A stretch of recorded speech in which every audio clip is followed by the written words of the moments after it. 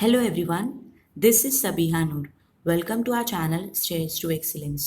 आज हम इस वीडियो में बात करेंगे principle of growth and development पे। मेरी previous video meaning of growth and development and it's difference पे थी, तो आप मीनिंग ज़रूर देख लेना, इससे आपको प्रिंसिपल समझने में आसानी होगी। तो वीडियो स्टार्ट करते हैं। Now growth and development occur through out the life span. एक इंसान की ज़िंदगी भर तक, जब तक कि उसकी लाइफ रहती है तब तक ये ग्रोथ एंड डेवलपमेंट होता रहता है। शॉर्ट में दोनों का डेफिनेशन देख लेते हैं, मीनिंग समझ लेते हैं। Growth implies an increase in size such as height and weight. Growth का मतलब होता है किसी भी चीज़ का बढ़ना, या उसके साइज का, हाइट का, वेट का या शेप का, तो वो क्या कहलाता है? ग्रोथ। ठीक है। डेवलपमेंट की बात करें तो development refers to the acquisition of skills and abilities that takes place throughout life. मतलब हम अपनी ज़िंदगी में जो भी चीज़ में स्किल्स जो सीखते हैं, जो एबिलिटीज सीखते हैं, वो हमारे किस में आता है? डेवलपमेंट में काउंट होता है। ठीक है। जैसे एक अभी बच्चा पेंटिंग सीख रहा है, बिगिनर लेवल पे है, देन उसके बाद में वो एडवांस लेवल पे वो सीखने लगेगा, तो उसके अंदर वो चीज़ को लेके स्किल्स डेवलप हो रही है, एबिलिटीज़ आ रही है, तो वो क्या है? डेवलपमेंट। तो डेवलपमेंट एक लाइफ लॉन्ग प्रोसेस है, वो चलता ही रहता है। हम अपने ज़िंदगी में कुछ ना कुछ चीज़ें सीखते ही रहते हैं। ठीक है। अब देखते हैं पहला प्रिंसिपल क्या है। Growth and development follows a pattern और अ सीक्वेंस। अब चाहे वह एनिमल हो या फिर ह्यूमन बीइंग, हर कोई एक पैटर्न फॉलो करता है। जब आपको पता है, जब बेबी बॉर्न होता है तो वो कितना छोटा होता है, लेकिन ऐसा तो नहीं होता वो एक रात में ही उसकी हाइट या उसके शेप और साइज़ बढ़ जाएगा, नहीं।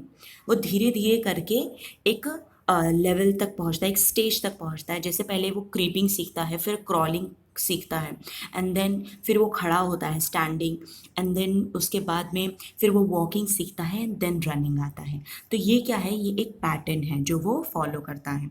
तो वैसे चाहे एनिमल हो या फिर ह्यूमन, हर कोई एक पैटर्न फॉलो करता है डेवलपमेंट में। ठीक है। All children follow a development pattern with one stage leading to the next. एक स्टेज से दूसरी स्टेज पे जाने के लिए हर कोई एक पैटर्न फॉलो करता है, चाहे वो चाइल्डहुड से एडल्टहुड हो या एडल्टहुड से ओल्ड एज हो, हर कोई एक पैटर्न फॉलो करता है। अब ये it can be seen in two direction, ये दो डायरेक्शन में हम देख सकते हैं। फर्स्ट आता है सिफेलोकॉर्डल एंड सेकेंड आता है प्रॉक्सिमोडिस्टल। सिफेलोकॉर्डल सीक्वेंस और प्रॉक्सिमोडिस्टल सीक्वेंस, ये दोनों ही डायरेक्शन बताते हैं। सिफेलोकॉर्डल सीक्वेंस बताता है हेड टू टो डायरेक्शन, मतलब सबसे पहले बच्चा अपने हेड को कंट्रोल करता है, एंड देन आर्म्स को, एंड देन लेग्स को। बट जो इन्फेंट होते हैं, जो स्मॉल वन होते हैं, वो सबसे पहले अपने हेड और फेस को कंट्रोल करते हैं। ठीक है। हेड और फेस पे कंट्रोल करने के बाद वो अपने लेग पे कंट्रोल करते हैं, जिससे वो creeping, crawling, standing, walking, running, jumping, climbing, ये सब धीरे धीरे धीरे फिर करते हैं। ठीक है। तो ये बात हुई सिफेलोकॉर्डल सीक्वेंस की। देखते हैं प्रॉक्सिमोडिस्टल सीक्वेंस क्या है।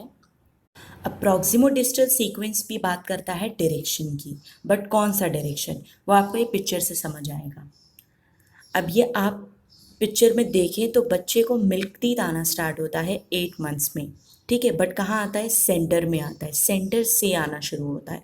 देन वो जब 10 मंथ्स का होता है तो सेंटर के नीचे आता है।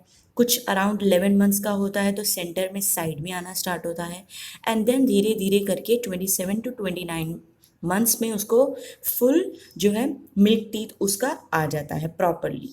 तो ये कैसा जा रहा है सीक्वेंस? सेंटर टू आउटवर्ड्स जा रहा है। तो प्रॉक्सिमोडिस्टल्स बात करता है सेंटर टू आउटवर्ड डायरेक्शन की। आप अगर ये पिक्चर से देखें सेकेंड वन, तो उसमें एरो जा रहा है सेंटर टू आउटवर्ड्स, मतलब बच्चे का सबसे पहले स्पाइनल कॉर्ड डेवलप होगा, and then other parts of the body बच्चे का डेवलप होगा।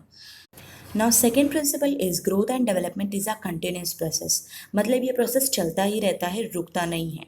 कैसे चलता है, कहाँ से चलता है? From conception to death. मतलब जब बच्चा अपने प्री नटाल स्टेज पे होता है तो वहीं से वो डेवलप करना स्टार्ट होता है, उसके ऑर्गन्स डेवलप होते हैं। ठीक है। उसका हाइट थोड़ा बढ़ता है, उसका साइज़ थोड़ा बढ़ता है। तो जब वो फुल्ली डेवलप हो जाता है तब at the time of birth वो ऐसा दिखाई देता है। फिर कुछ साल बाद वो एडल्टहुड स्टेज में जाता है, and then after few years वो ओल्ड एज स्टेज में एंटर करता है। देन उसकी फिर डेथ हो जाती है, जिससे डेवलपमेंट वहीं ख़त्म हो जाती है, बट तब तक के डेवलपमेंट चलता ही रहता है, कंटिन्यूस प्रोसेस रहता है। ठीक है, तो ये हुआ growth and development is a continuous process. Now third आता है प्रिंसिपल ऑफ इंडिविजुअल डिफरेंसेस। मतलब हर चाइल्ड एक दूसरे से क्या होता है, डिफरेंट होता है, अलग होता है। हर एक चाइल्ड ना यूनिक है, स्पेशल है, चाहे वो ट्विंस क्यों ना हो। उनके फिजिकल फीचर्स सेम हो सकते हैं, बट डेवलपमेंट में उनकी पर्सनालिटी, उनका बिहेवियर डिफरेंट ही होगा। सेम टू सेम दो चाइल्ड बिल्कुल भी नहीं होंगे, ठीक है, नॉट इवन ट्विंस। क्यों? क्योंकि हेरिडिटी और इन्वायरमेंट फैक्टर बहुत ही मैटर करता है।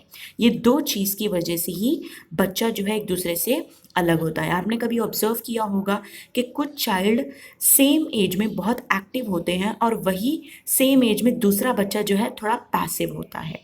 ठीक है ना? आपने कभी ऑब्जर्व किया होगा अपने सराउंडिंग्स में किसी चाइल्ड को, या फिर कुछ चाइल्ड जो है 10 महीने में चलना स्टार्ट करते हैं और कुछ 18 मंथ्स में चलना स्टार्ट करते हैं, क्योंकि अमाउंट ऑफ ग्रोथ जो है सेम नहीं होता है।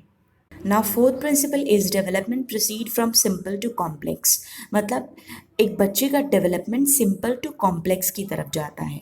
अगर आप बच्चे को कोई चीज़ पकड़ने के लिए दो, जैसे कि फुटबॉल दो, तो आप उसको दोगे ना पकड़ने के लिए, तो वो दोनों हाथों से पकड़ेगा, वो एक हाथ से पकड़ ही नहीं पाएगा। क्यों? क्योंकि वो सिंपल टू कॉम्प्लेक्स की तरफ जाता है। पहले वो दोनों हाथों से पकड़ेगा, फिर कुछ साल बाद वो एक हाथ से पकड़ने लगेगा। ठीक है, अगर बच्चा पेंसिल पकड़ना सीखेगा तो सबसे पहले वो सर्कल ड्रॉ करेगा, ना ही पेंटागन, हेक्सागन और ऐसे शेप्स ड्रॉ करेगा या लेटर्स लिखना शुरू करेगा। क्यों? क्योंकि उसके लिए सर्कल ड्रॉ करना ज़्यादा सिंपल है, ना ही स्क्वायर और लेटर, क्योंकि ये थोड़ा डिफ़िकल्ट है। तो सबसे पहले वो सिंपल चीज़ करेगा एंड देन कॉम्प्लेक्स की तरफ बढ़ेगा। अगर आप ये पिक्चर में देखें तो एक बच्चा है, वो अभी सिंपल पजल सॉल्व कर रहा है क्योंकि उसके लिए वो इजी है। एंड देन जो सेकेंड चाइल्ड है वो कुछ साल बाद फिर डिफ़िकल्ट पजल सॉल्व करेगा, क्योंकि उसके लिए तब वो चीज़ इजी हो जाएगी। तो इस तरीके से बच्चा सिंपल टू कॉम्प्लेक्स की तरफ जाता है। Now fifth principle is principle of heredity and environment. Heredity और इन्वायरमेंट बहुत ही मेन फैक्टर है डेवलपमेंट के लिए, जैसा मैंने आपको बताया। तो डेवलपमेंट इज इक्वल टू, आप ये समझिए, हेरिडिटी इनटू इन्वायरमेंट। मतलब डेवलपमेंट पूरा और पूरा किस पर निर्भर करता है? हेरिडिटी और इन्वायरमेंट पे। ठीक है, हेरिडिटी का मतलब क्या होता है? Transfer of character from parents to offspring. ठीक है, traits that are pass down from parents to their children biologically through genes. मतलब जो भी कैरेक्टर्स ट्रांसफर होते हैं ना हमारे पेरेंट्स से ऑफस्प्रिंग में, चाइल्ड में, उसको बोलते हैं हेरिडिटी। जैसे स्किन कलर और फेस अपीयरेंस और जो है हेयर कलर, ये हमको किससे मिलता है? अपने पेरेंट्स से मिलता है। तो ये होता है हेरिडिटी। एनवायरनमेंट क्या होता है? Every other factors except the heredity factor, वो होता है एनवायरनमेंट। इन शॉर्ट हमारा जो सराउंडिंग है। तो ये दोनों ही बहुत ही मेन रोल प्ले करता है एक बच्चे के डेवलपमेंट के लिए। Now sixth principle is principle of maturation and learning. मतलब बच्चे को अगर कुछ सीखना है तो उसका मैच्योरिटी लेवल तक आना ज़रूरी है। उसके ऑर्गन्स, और अगर वो खुद फुल्ली डेवलप्ड रहेगा, मैच्योरिटी लेवल तक रहेगा, तो ही वो कोई चीज़ सीख सकता है। If a child is keen to learn something but lacks maturation, then he will not be able to learn it. Suppose 2 साल का बच्चा है और अगर उसको पेंटिंग सीखना है तो वो पेंटिंग नहीं सीख सकता। 2 साल का बच्चा पेंटिंग नहीं सीख सकता, लेकिन कुछ साल बाद वो सीख सकता है। 2 साल के बच्चे के लिए पेंटिंग सीखना बहुत ही मुश्किल है, क्योंकि अभी वो मैच्योरिटी लेवल तक नहीं आया है। वो क्या करता है? मैच्योरेशन लैक करता है, इसलिए वो सीख नहीं सकता है। अगर हम 6 महीने के बच्चे से एक्सपेक्ट करें कि वो कोई लैंग्वेज बहुत ही फ्लुएंटली बोले, स्पैनिश बोले या जर्मन बोले बहुत ही फ्लुएंटली, तो ऐसा नहीं हो सकता, क्योंकि इन्फेंट का जो ब्रेन होता है वो इतना मैच्योरिटी लेवल तक नहीं आया है कि वो कोई भी लैंग्वेज को यूज़ कर सके, वो भी इतना फ्लुएंट। इसीलिए मैच्योरेशन बहुत ज़रूरी है लर्निंग के लिए। ठीक है, नेक्स्ट प्रिंसिपल की तरफ बढ़ते हैं। Now principle of significance of early development. मतलब अर्ली डेवलपमेंट बहुत ही मैटर करता है एक बच्चे की लाइफ में। ठीक है, बिटवीन 2 to 6 ईयर्स एज में जब बच्चा होता है तो हमको बहुत ध्यान देना होता है, उसके सामने अच्छा बोलना चाहिए, अच्छी चीज़ें करनी चाहिए, क्योंकि वो अपने एल्डर्स को ऑब्जर्व करता है, अपने एल्डर्स के बिहेवियर्स को अपने बिहेवियर में लाने की कोशिश करता है और उनको इमिटेट करता है। ठीक है, इसलिए बच्चे को जो है अच्छा इन्वायरमेंट दो, तो ताकि वो अच्छी चीज़ें अडेप्ट करे अपने लाइफ में। तो इसलिए हमको बहुत ध्यान देना होता है कि उसका न्यूट्रिशनल, इमोशनल, सोशल और कल्चरल एक्सपीरियंसेस कैसा हो। अगर हम उसको अच्छा फूड देंगे तो उससे उसकी अच्छी ग्रोथ होगी। अगर हम उससे इमोशनली अटैच रहेंगे तो वो आगे जाके अपनी चीज़ें हमसे शेयर करेगा। सोशली एंड कल्चरल एक्सपीरियंसेस, अगर हम उसे लोगों से कनेक्ट रहने बोलेंगे, ठीक है, तो वो सोशली अच्छा बन पाएगा। ठीक है, तो इसीलिए ये एज में ही हम उसको सब कुछ सिखा सकते हैं, बता सकते हैं।